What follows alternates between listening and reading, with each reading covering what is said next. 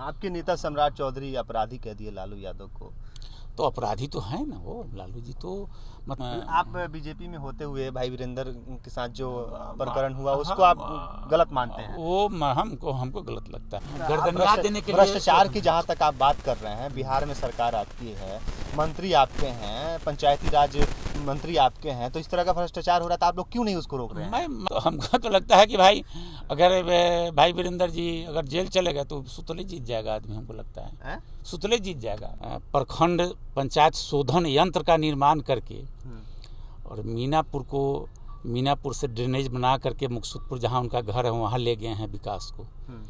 लूट खसोट का काम किए हैं। मुन्ना जी तो कह रहे काफी हम विकास किए हैं, काफी काम किए क्षेत्र में। अरे विकास के मामले में तो वो ट्रिपल PhD हैं। अभी हमारी मौजूदगी मुजफ्फरपुर ज़िले के मीनापुर विधानसभा में है और हमारे साथ बीजेपी नेता अजय कुमार जी हैं। इनसे हम खास तौर पे वर्तमान की राजनीति पे बात करेंगे। सर बहुत बहुत स्वागत है सर आपका। बहुत बहुत धन्यवाद। सर क्या कहेंगे, जिस तरीके से आप क्षेत्र में घूम रहे हैं और तैयारी भी आपका जोरों शोरों से देखने को मिल रहा है, लोगों से मिल रहे हैं, क्या लग रहा है, माहौल क्या है इस बार का? माहौल बहुत अच्छा है। एनडीए यहाँ से काफ़ी वोटों के अंतर से चुनाव जीतेगी। कैसे मतलब जीतेगी? अभी तो वर्तमान में जिस तरीके से 2 बार राजद की विधायक मुन्ना यादव हैं, लगातार 2 बार से जीतते आ रहे हैं और आप कह रहे हैं कि एनडीए यहाँ से मतलब जीत सकती है। किस समीकरण पे आप कह रहे हैं? आप थोड़ा सा उसको क्लियर कीजिए। मीनापुर विधायक जो है वर्तमान में माननीय मुन्ना जी हैं, वो क्या विकास किए हैं? विकास मुद्दा रहने वाला है और वो तो कुछ विकास किए नहीं हैं, कुछ काम किए नहीं हैं। काम किए हैं, विकास किए हैं तो वो प्रखंड पंचायत नगर पंचायत को लूटने का काम किए हैं। वो उसको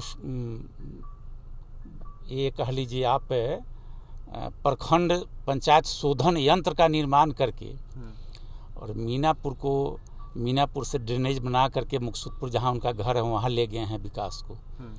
लूट खसोट का काम किए हैं। मुन्ना जी तो कह रहे काफ़ी हम विकास किए हैं, काफ़ी काम किए हैं क्षेत्र में। अरे विकास के मामले में तो वो ट्रिपल PhD हैं। वो अगर रोड अगर ढलाई करवाए हैं अपने विधायक के स्थानीय मुख्यमंत्री स्थानीय क्षेत्र विकास योजना के तहत अगर अपने फंड का उपयोग किए हैं तो 6 महीना के अंदर में ढलाई पर अगर घास उग जाए तो ऐसा विकास किए हैं ना। वो सारा जनता देख रही है, सारा जनता इंतजार में है कि कब चुनाव हो। नवंबर में चुनाव न हो करके सितंबर में चुनाव हो जाए। जनता बेचैन है भाई मेरे, उनके वो जो कारनामा किए हैं। SIR को लेके काफ़ी विवाद चल रहा है बिहार में और मुन्ना जी भी इस पे बयान दिए थे और उन्होंने कहा था कि SIR में घोटाला हो रहा है, लोगों का वोट, जो लोगों का नाम कट जा रहा है वोटर लिस्ट से। इस तरह के आरोप लगा रहे हैं। आपको कहीं मिला है क्या ऐसा लोग? हमको तो मीनापुर विधानसभा में ऐसा कोई लोग नहीं मिला है जो कि कहे कि हमारा नाम नहीं जुट रहा है। एक आदमी नहीं मिला है। वो जनता को बरगलाने का काम कर रहे हैं, जनता को ठगने का काम कर रहे हैं, लेकिन जनता अब परिपक्व हो चुकी है, उनके झांसे में आने वाला नहीं है लोग। आपके पिताजी मंत्री भी रहे हैं, विधायक भी रहे हैं मीनापुर से लगातार, तो अब जिस तरीके से आप पिछली बार इलेक्शन की अगर बात करें तो आप चिराग पासवान की पार्टी से चुनाव लड़े थे, लोजपहाड़ से लड़े थे, तो लगभग 43-44 हज़ार के आसपास आपको वोट मिला था, लगभग फिर भी 20-25 हज़ार के अंतराल था। तो इस बार उसको आप कैसे कीजिएगा? 20-25 हज़ार वोट कैसे प्लस होगा आपके साथ? इसके साथ साथ अब तो आप बीजेपी में आ चुके हैं और वोटर भी बढ़े हैं, तो लगभग आपको 20-25 हज़ार वोट मतलब प्लस करना है, तो इसको आप कैसे कीजिएगा? देखिए, पिछली बार मीनापुर के मतदाता भी और हमारे एनडीए के नेता भी बातों को ठीक से नहीं समझ सके, जो उनको जानकारी नहीं हो पाई, जिसके वजह से कहीं न कहीं टिकट वितरण में गड़बड़ी हुई। लेकिन इस बार एनडीए एज ए यूनिट, एक इकाई के रूप में चुनाव लड़ने जा रही है।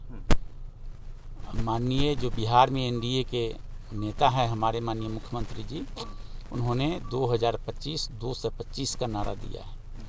इस बार प्रचंड बहुमत से नीतीश जी को पुनः मुख्यमंत्री बनाना है, सारे रिकॉर्ड को तोड़ते हुए मुख्यमंत्री बनाना है उनको। इसलिए इस बार विनेबिलिटी फर्स्ट प्रायोरिटी है। जो एनडीए का उम्मीदवार जीतेगा वही एनडीए का चुनाव लड़ेगा। एज ए एनडीए चुनाव बीजेपी एनडीए लड़ने जा रही है, नॉट एज ए मतलब लोजपा, नॉट एज ए हम या जेडीयू या बीजेपी। एज एनडीए एक इकाई के रूप में लड़ेगी चुनाव। इसलिए कहीं से ऊपर के नेताओं को भी भ्रम में नहीं है कि हाँ मीनापुर के लोग चाहते क्या हैं, सब क्लियर है। मीनापुर की जनता भी क्लियर है और एनडीए के देश के जो नेता हैं सब क्लियर हैं कि मीनापुर से किसको चुनाव लड़ाने से महागठबंधन पराजित होगा। ये सारे लोग बखूबी जान रहे हैं, जनता भी जान रही है। सर, सबसे बड़ा सवाल ये है कि क्या एनडीए के इस बार कैंडिडेट आप होने जा रहे हैं? हमको पूरा विश्वास है कि जिस ढंग से हमने पिछले 10 साल से सब लोग आते हैं, जब चुनाव आता है तो निकल करके आ जाता है लोग, अब फिर चुनाव ख़त्म, बात ख़त्म, कोई दिखता नहीं है। जीतने वाले लोग तो दिखते ही नहीं हैं। अच्छा, प्रशांत किशोर घूम रहे हैं बिहार में और जहाँ तक देखा जाए तो एनडीए हो या इंडिया हो सब पे हमलावर रह रहे हैं, कह रहे हैं पलायन है, रोजगार नहीं है और भी काफ़ी मुद्दों पे बोल रहे हैं। आप लोग उसको कैसे देख रहे हैं? कि अभी तक तो ठीक है, वो मेहनत कर रहे हैं, लेकिन अभी तक तो कुछ ऐसा जन सुराज का ज़मीन पर कुछ दिखाई नहीं पड़ता है। आने वाले समय में शायद हो? आने वाले समय क्या हो सकता है, नहीं हो सकता है तो समय बताएगा, लेकिन अभी नहीं है, अभी तो कुछ नहीं है जी, अभी कुछ नहीं है जन सुराज का। अच्छा, जिस तरीके से विधानसभा में देखने को मिला एसआईआर को लेकर काफ़ी विवाद हुआ और तर्क वितर्क और काफ़ी तरह के वर्ड्स जो हैं बाहर आए, लोगों के बीच गए, तो लोगों में चर्चा ये हुआ कि पहली बार इस तरह का सत्र देखने को मिला। तो आप इस चीज़ को बाहर से देख रहे थे, तो इस चीज़ को देखकर आपको क्या लगा कि इस तरह का सत्र चल रहा है बिहार?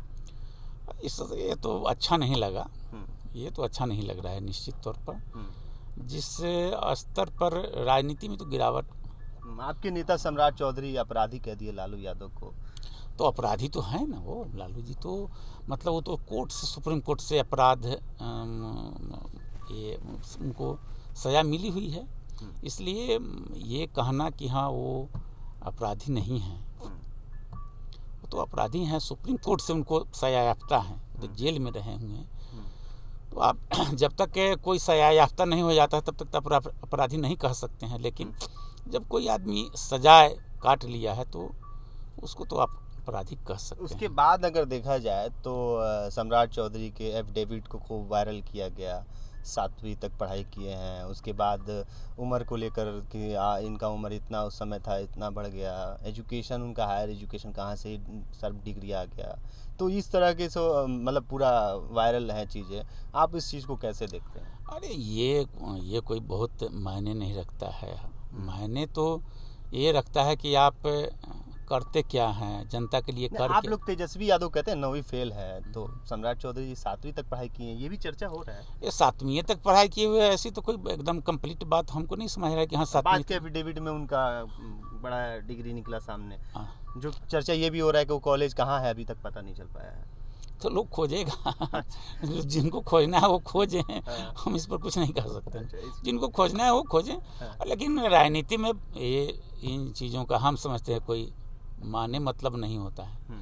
आप जनता के लिए किस भाव से काम कर रहे हैं, आपका क्या डेडिकेशन है, क्या कर रहे हैं, ये मायने रखता है।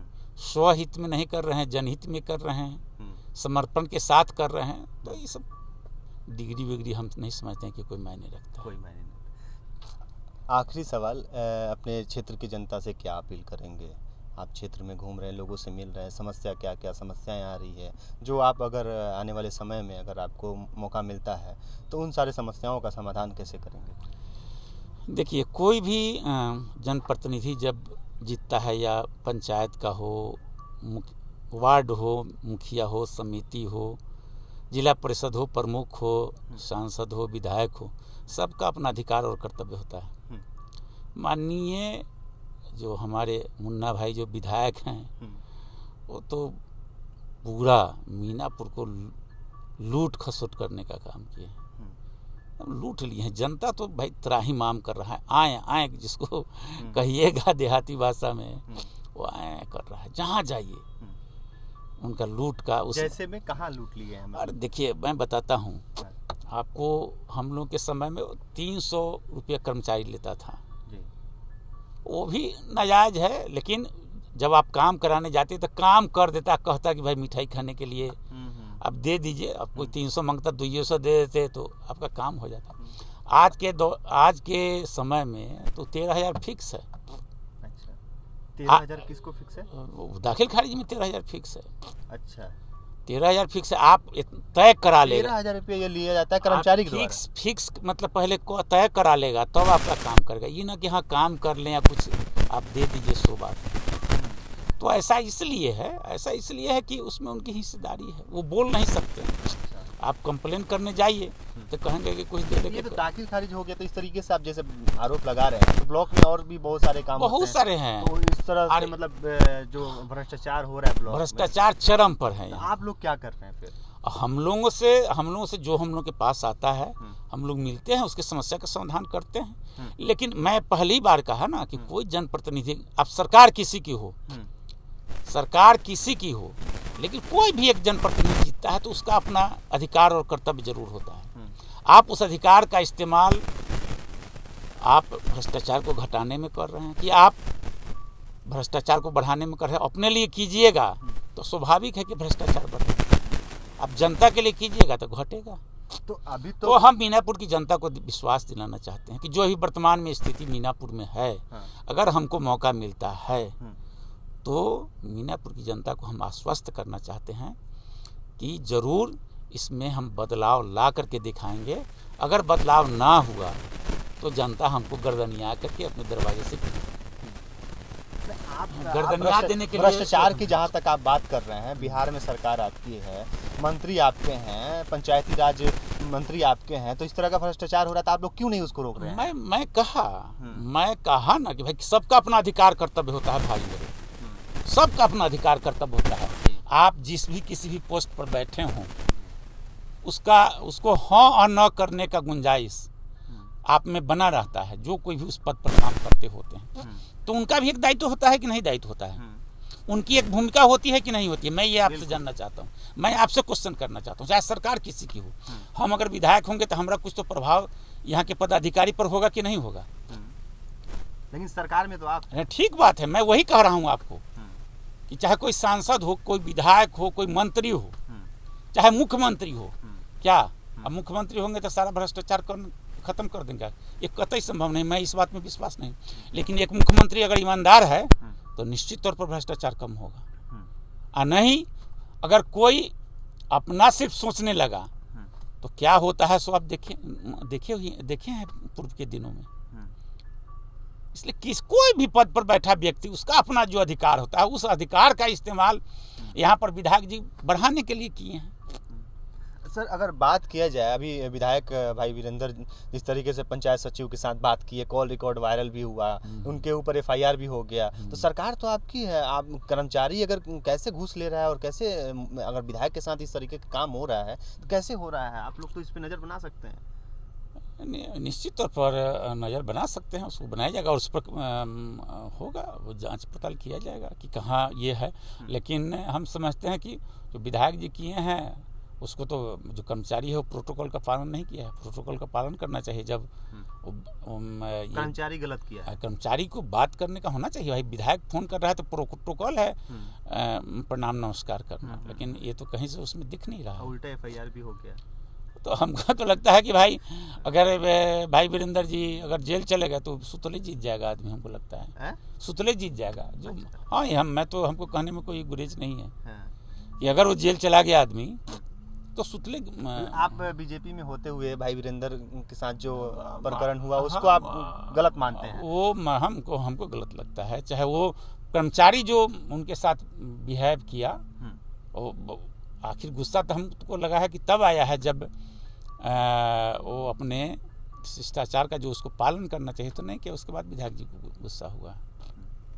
चलिए, ये थे अजय कुमार जी, जो बीजेपी के उम्मीदवार हो सकते हैं। जिस तरीके से लगातार क्षेत्र में घूम रहे हैं, लोगों से मिल रहे हैं, उनकी समस्याओं को समझ रहे हैं, जिस तरीके से उन्होंने बताया कि ब्लॉक में भ्रष्टाचार हो रहा है और किस तरीके से यहाँ पे विधायक के द्वारा ब्लॉक में कर्मचारियों से या सीओ बीडीओ जो भी हैं उनके द्वारा भ्रष्टाचार कराया जा रहा है, उसमें वो संलिप्त है। ये तो मतलब एक तरह से जांच का विषय है।